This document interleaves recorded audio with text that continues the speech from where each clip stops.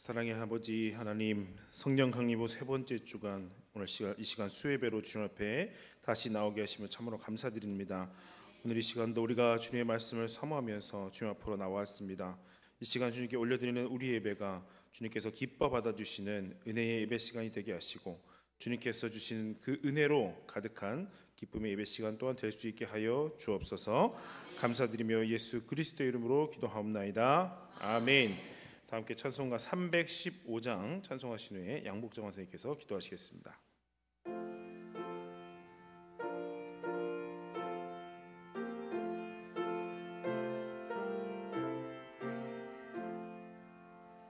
내 주 되신 주를 참 사랑하고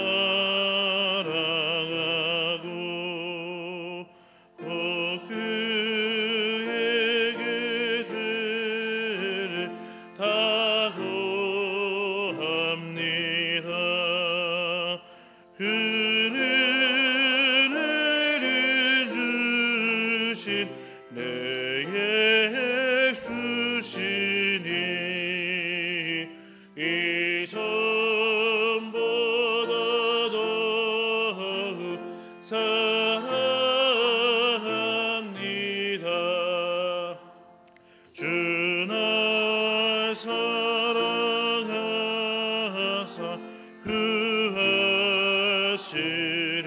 구하시려고 저 십자가 고난 당하셨도다.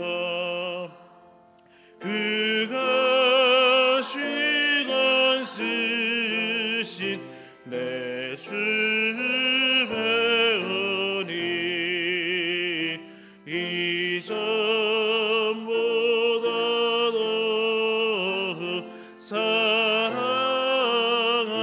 사랑합니다. 내 평생에 힘쓸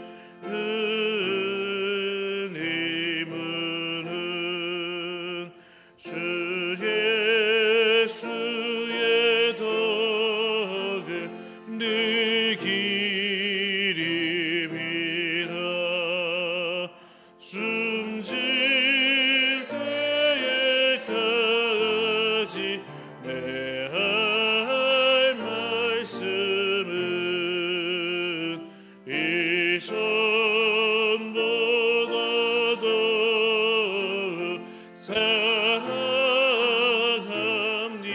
사랑합니다.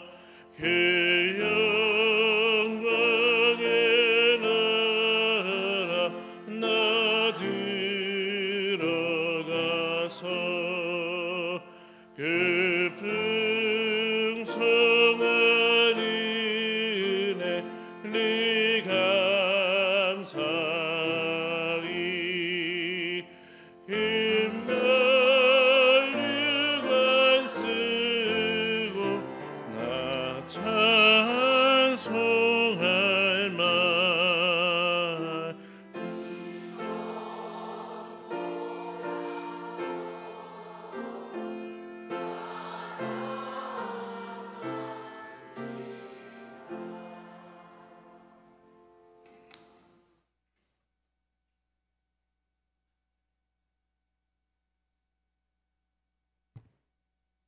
성령 강림 후 셋째 주 수요 예배를 지키게 하심을 감사드립니다.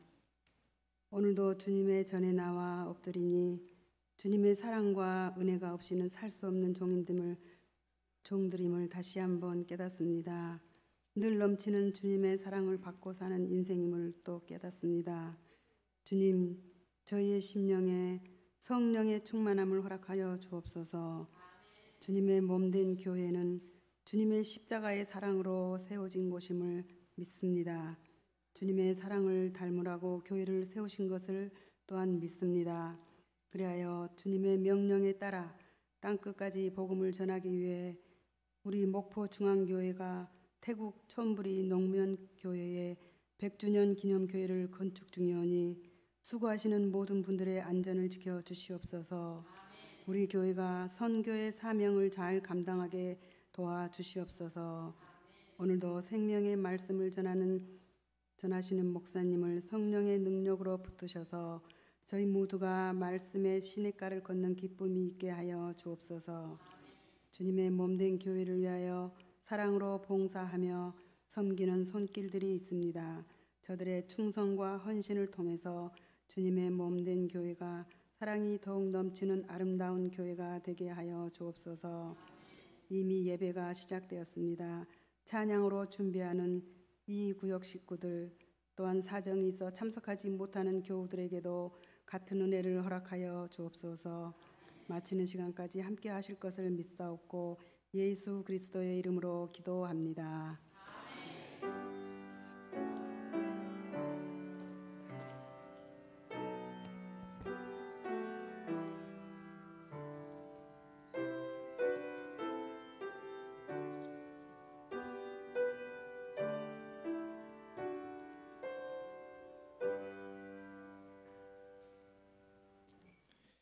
오늘 우리에게 주시는 하나님 말씀은 요한복음 21장 1절에서 6절까지 말씀입니다. 요한복음 21장 1절에서 6절까지 말씀, 신약성경 183면쯤입니다. 한 절씩 교독으로 공독하시겠습니다.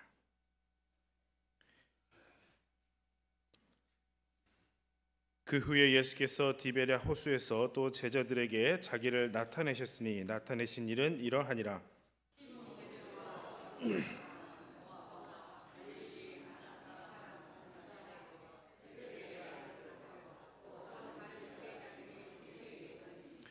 시몬 베드로가 나는 물고기 잡으러 가노라 하니 그들이 우리도 함께 가겠다 하고 나가서 배에 올랐으나 그날 밤에 아무것도 잡지 못하였더니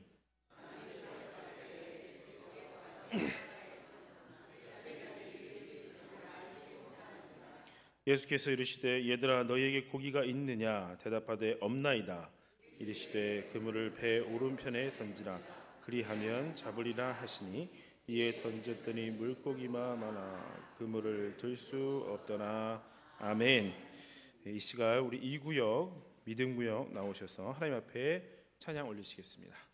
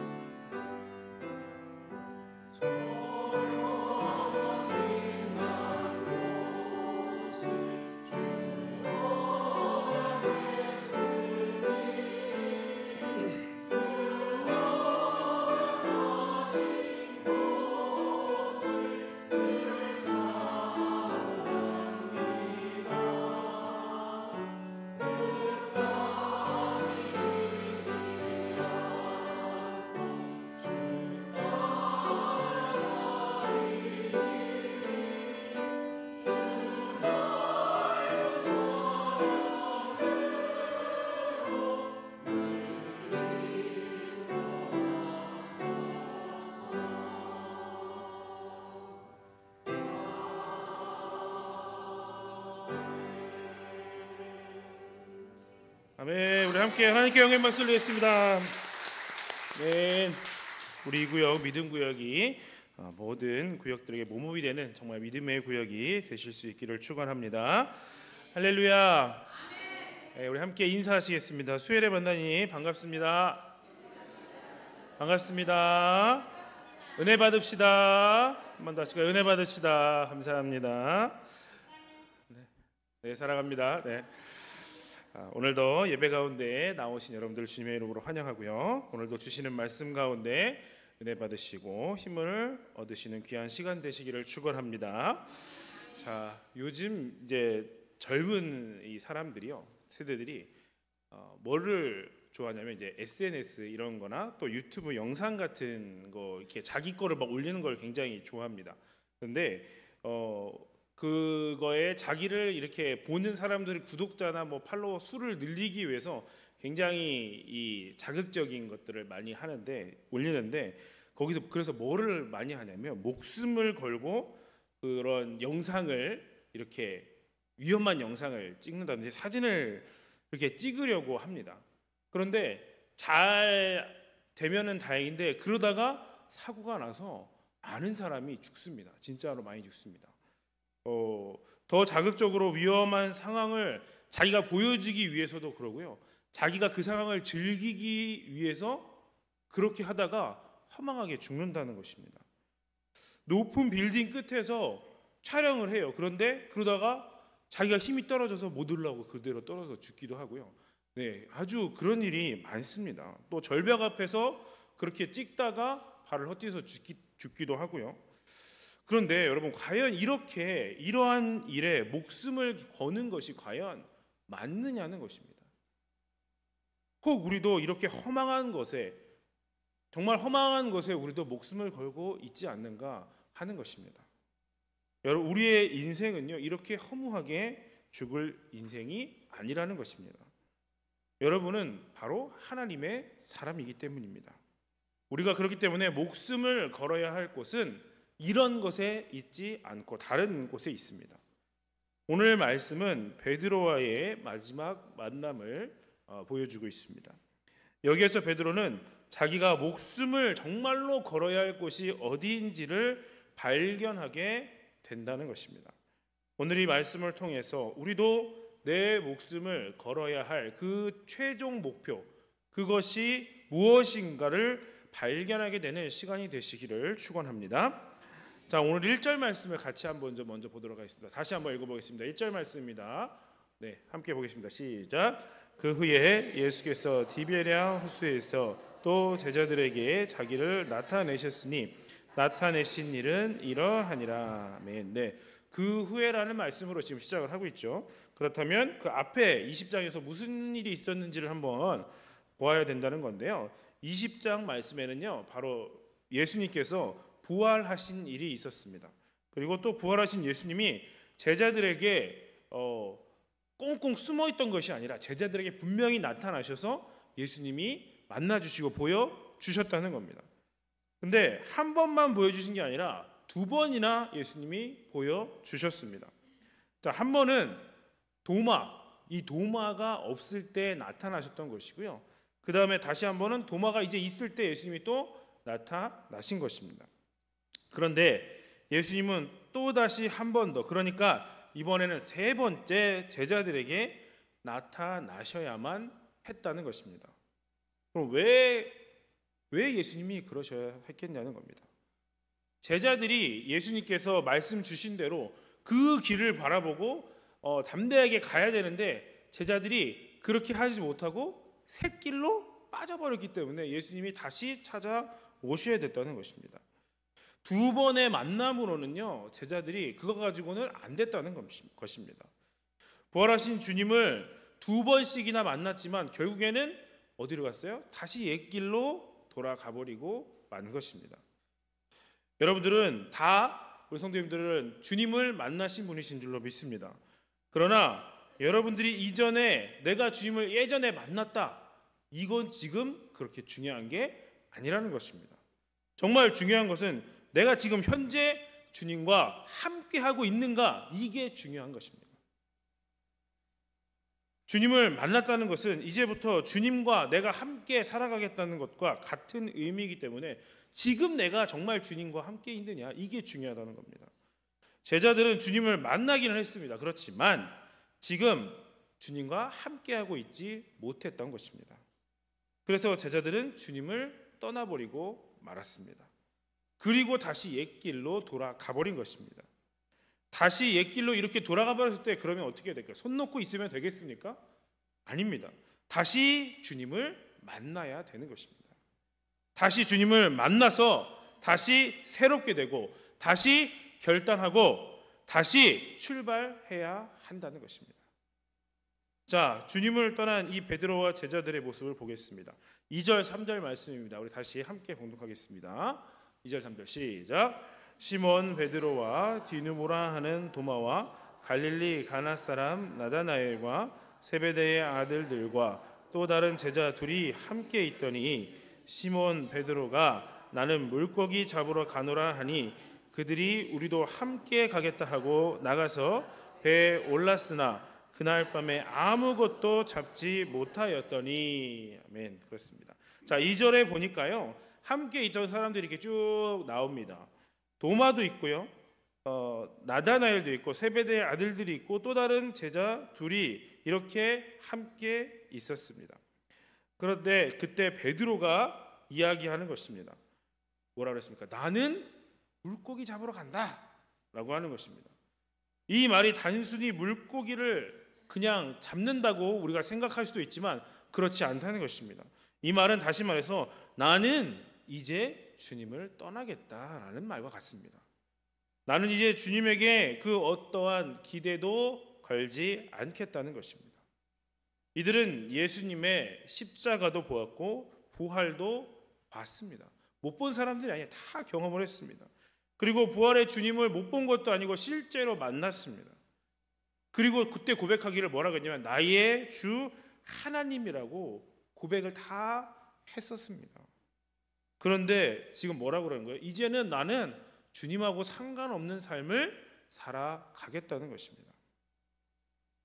하나님이 살아계시고 나를 구원하신 것은 알겠는데요, 저는 제 인생 살겠습니다 라고 하는 겁니다. 믿음이 있다는 것과 확실한 믿음을 가진다는 것은 다른 것입니다. 예수님도 믿고 십자가도 믿고 부활도 믿고 천국과 지옥도 믿습니다. 그런데 그 믿긴 하는데 그게 내 삶을 바꾸지는 못한다는 것입니다. 구원은 받고 싶지만 주님을 위해 살지는 못하겠습니다라고 한다는 겁니다. 그래서 이렇게 말합니다. 나는 구원도 받고 그런데 내 마음대로 살겠다라는 것입니다. 하지만 이 성경 어디를 찾아봐도 내 마음대로 살아도 그렇게 구원받을 수 있다라는 말씀은 아무 데도 없습니다. 이것은 스스로 자기 꾀에 속고 있는 것입니다.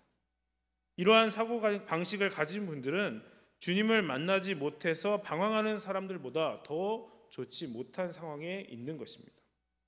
하나님을 믿으면서도 하나님 중심의 삶을 살지 못하는 이유는 단 한 가지입니다. 하나님을 정말 더 사랑하고 하나님을 많이 사랑해야 되는데 하나님보다 세상을 더 많이 사랑한다는 것입니다. 지금 제자들도 세상적인 가치를 더 사랑하기 때문에 주님을 떠나겠다고 하는 것입니다.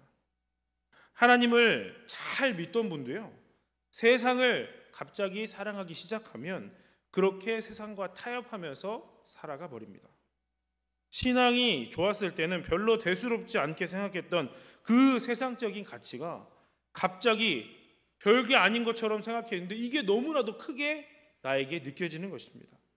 내가 돈을 잘 벌어야겠다라는 그 생각, 내가 더 높은 자리에 올라가야겠다는 그 생각, 내 자녀가 공부를 더 잘해야겠다는 그 생각, 내 자녀가 집안과 학벌이 좋은 사람 만나야 된다는 그러한 생각, 그런 생각이 들기 시작하면 그때부터는 사람이 완전하게 달라지게 되는 것입니다. 이런 분들에게 주님께서 기뻐하시는 좀 더 멋진 삶을 우리가 살기 위해서 하나님께로 우리가 더 가까이 가야 됩니다라고 하면 안타깝게도 그분들이 생각할 때 그런 말은 우습게 보일 것입니다. 그런데 그분들에게 이렇게 다시 말해볼까요? 멋진 인생을 살기 위해서 돈도 잘 벌어야 되고요, 높은 자리에 올라가야 되고요, 내 자녀가 공부도 잘해야 되고, 내 자녀가 만나는 그 사람이 집안도 좋고 학벌도 좋아야 되지 않겠습니까? 라고 하면 그런 건 좋다고 수긍한다는 것입니다. 베드로가 이 말을 했을 때 다른 자리에 있던 제자들이 어땠습니까? 모두 따라서 나섰습니다. 아무도 제지하지 않고 아무도 반대하지 않았습니다. 이들이 하는 모습을 보면 참 안타깝습니다. 그런데 그리스도인이라고 하는 많은 사람들도 지금 이러한 모습과 같은 모습이라는 것입니다. 우리 교회는 아니라는 것을 여러분들 잘 아시죠? 잘 아실 것입니다. 어떤 분들은 신실한 믿음의 길로 가자고 하면 절대 따라가지 않는 분들이 않으면서요, 어디 우리 같이 놀러 가자, 그러니 예배 한번 빠지자라고 하면 좋다고 따라가시는 분들이 있다는 겁니다. 성도 여러분, 우리는 분명한 믿음을 가질 뿐만 아니라 분명한 삶을 살아가야 됩니다. 내가 주님을 믿는다면 대충 믿는 게 아니라 아주 분명하게 믿어야 된다는 것입니다. 말로만 믿고 겉으로만 믿고 어설프게 믿어서는 안 된다는 겁니다. 확실하게 믿고 주님의 그 뒤를 따라가는 제자가 되어야 됩니다. 그때 여러분들의 삶에서 세상을 이기는 능력이 나타날 수 있다는 것을 믿으시기를 바랍니다. 이어서 우리 4절 말씀 한번 또 보도록 하겠습니다. 4절 말씀 함께 봉독합니다. 시작. 날이 새어갈 때에 예수께서 바닷가에 서셨으나 제자들이 예수신 줄 알지 못하는지라. 아멘. 자, 제자들이 아까 아무도 반대 안 하고 같이 해보자, 나도 해봐야겠다 하고 고기를 잡으러 가서 밤새도록 했습니다.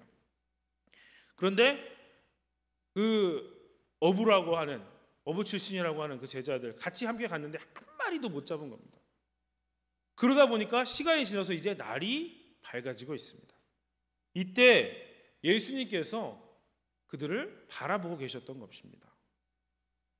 예수님은 제자들을 멀리 떠나서 보이지 않는 곳에 꼭꼭 숨어 계셨던 게 아니라 제자들 곁에 계셨다는 것입니다. 이처럼 가까이 계셔서 우리를 그런 안타까운 마음으로 우리를 지켜보고 계신다는 것입니다.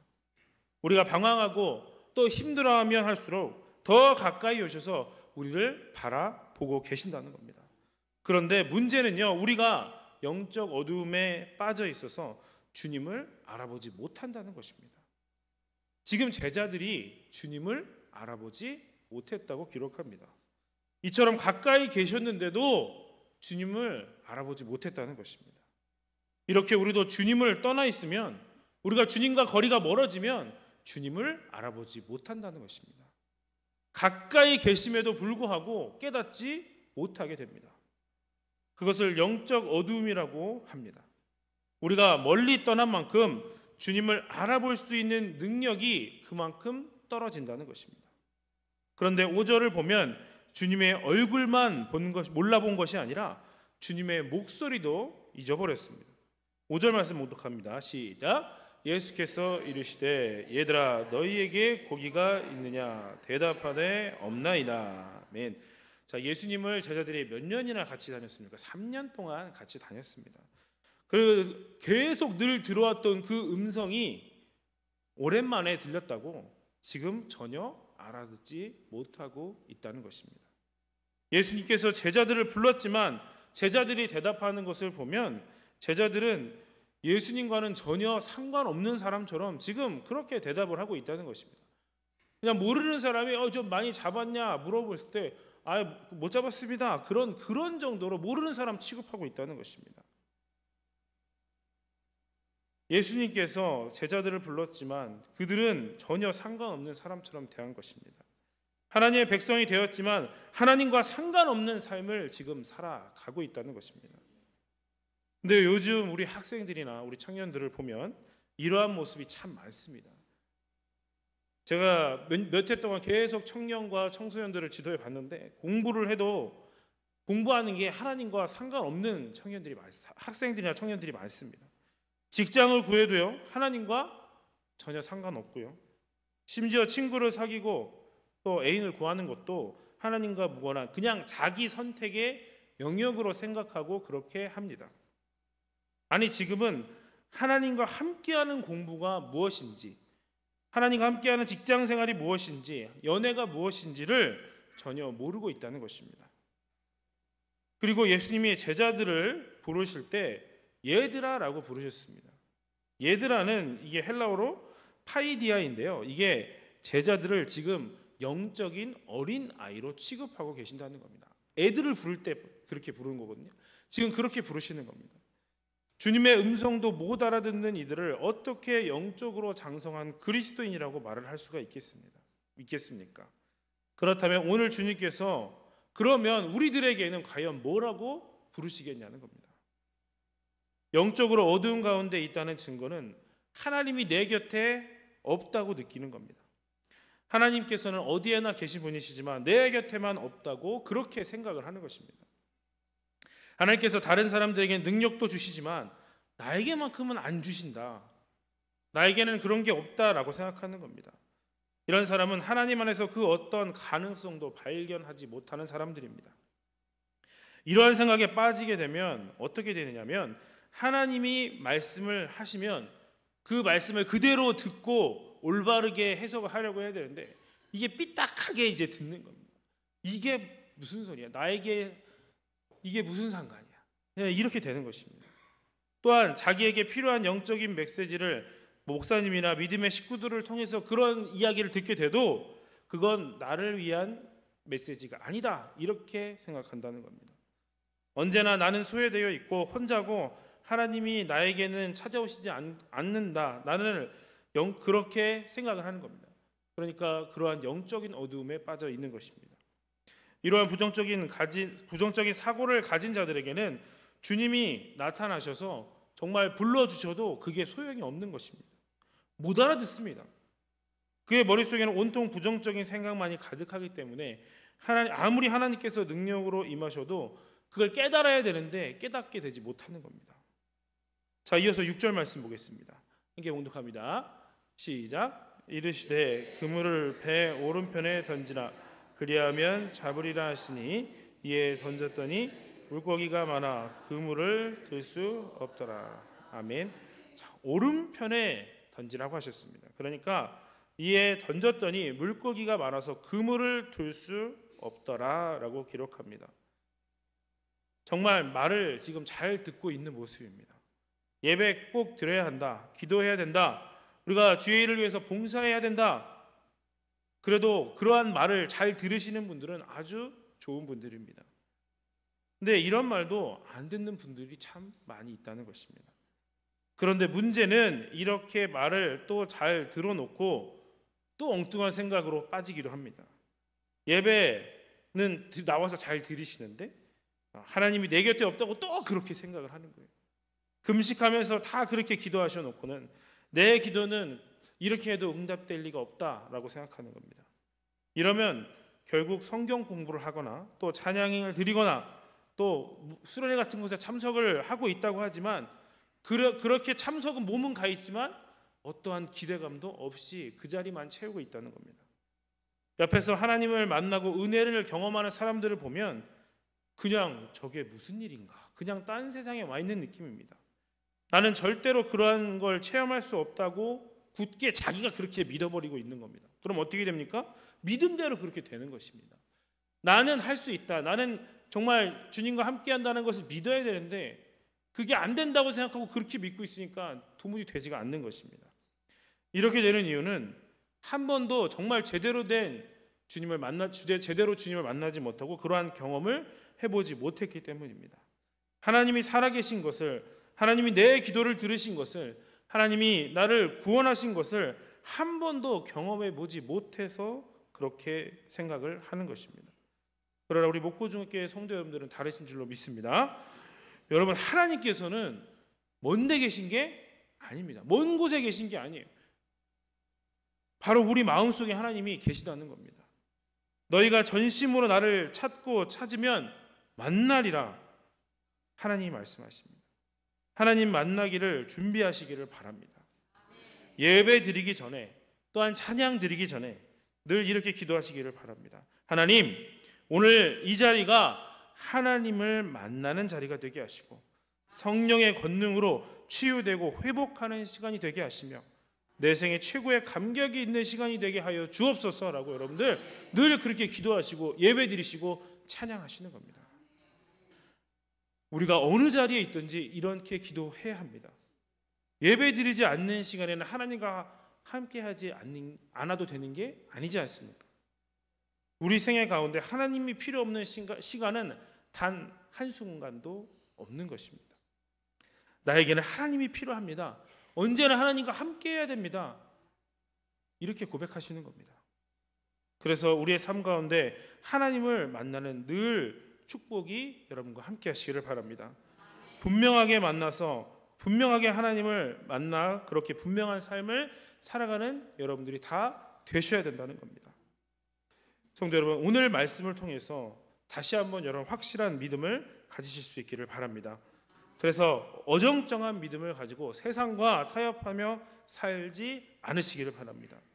세상은 타협하는 존재가 아니라 우리가 싸워서 이겨야 할 존재입니다. 그러기 위해서 주님을 우리가 제대로 만나야 되고요. 계속 우리가 주님과 만나 함께 동행해야 하는 것입니다. 이러한 일이 과연 어떻게 가능하겠습니까? 우리가 드린 이 예배가 성령의 기름 부으심이 있는 그러한 예배가 될 때 가능한 것입니다. 그렇기 때문에 우리가 늘 그렇게 아까 말씀드린 것처럼 그렇게 기도하시면서 예배를 사모하셔야 합니다. 우리의 예배가 이러한 은혜가 있는 예배가 될 수 있기를 주님의 이름으로 간절히 축원합니다. 함께 기도하시겠습니다. 사랑의 하나님 아버지, 은혜와 사랑을 참으로 감사드립니다. 지난 3일도 우리를 지켜주시고 오늘도 주님의 말씀을 함께 생각하게 하시니 감사드립니다. 하나님, 이 시간 우리가 확실한 믿음을 가지기를 소원합니다. 우리가 확실한 믿음을 갖지 못하면 하나님 중심의 삶을 살지 못하고 주님을 만나도 알아보지 못하고 음성을 들어도 알지 못하게 됨을 기억합니다. 우리가 확실한 믿음으로 늘 승리하는 삶이 되게 하여 주옵소서.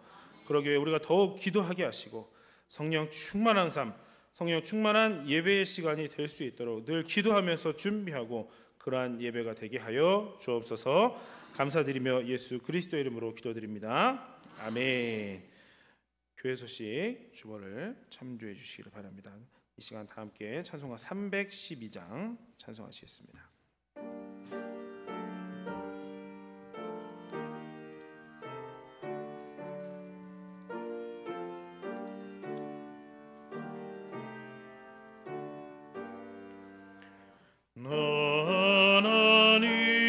하나님께 이끌리어 일평생 주만 바라며 어려울 때 힘주시고 언제나 지켜주시리. 주 크신 사랑 믿는 자 그 반석 위에 서리라. 너 설레는 맘 가다듬고 희망 중 기다리면서 은혜로신 주의 뜻과 사랑에 만족하여라. 우리를 불러주신 주 마음에 소원하신다. 주 찬양하고 기도하며 내 몸을 힘써 다하라. 주 약속하신 모든 은혜 내게서 이루어지리.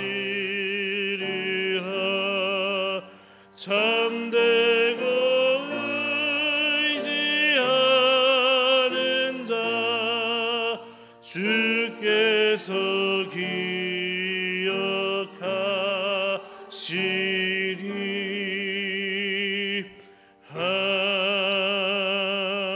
아멘. 주기도문 하심으로 예배 마치겠습니다. 하늘에 계신 우리 아버지여, 이름이 거룩히 여김을 받으시오며 나라가 임하옵시며 뜻이 하늘에서 이루어진 것 같이 땅에서도 이루어지이다. 오늘 우리에게 일용할 양식을 주옵시고 우리가 우리에게 죄 지은 자를 사하여 준 것 같이 우리 죄를 사하여 주옵시고 우리가 시험에 들게 하지 마옵시고 다만 악에서 구하옵소서.